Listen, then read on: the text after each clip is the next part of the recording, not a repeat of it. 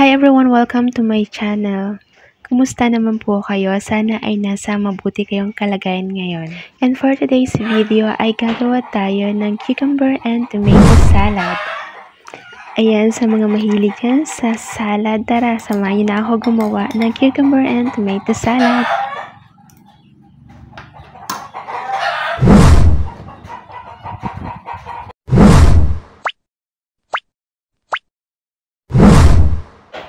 Ayan, naglagay na tayo ng mayonnaise sa ating mangkok. Naglagay na rin tayo ng durog na paminta or powdered paminta na yan, guys. Naglagay din pala tayo dyan, guys, ng kaunting asin. Tapos, pigaan natin ng konting lemon.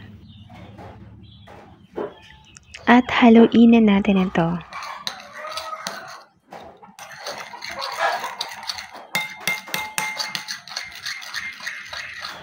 Pagkatapos nating haluin, maglagay na tayo ng hiniwang kamatis. Boiled egg, hiniwa na din natin ito. Ilagay na rin natin ang hiniwang pipino. Ayan guys, siguraduhin lang natin na nahugasan natin ang mabuti ang cucumber, tomato, at ang sibuyas kasi hindi na natin ito lulutuin pa. Hinugasan pala natin guys yung sibuyas bago hiwain. Pagkahiwa ay hindi na natin yung kailangan na hugasan pa. Ayan, na ilagay na natin lahat ng ingredients. Haluin lang natin yan ng mabuti. Kung gusto nyo guys na maraming mayonnaise, pwede rin naman. Dagdagan nyo na lang.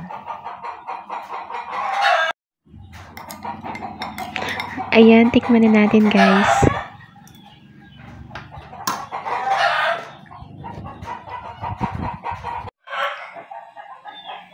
Ayan, salamat po sa panonood. Sana ay nagustuhan nyo ang ating video for today.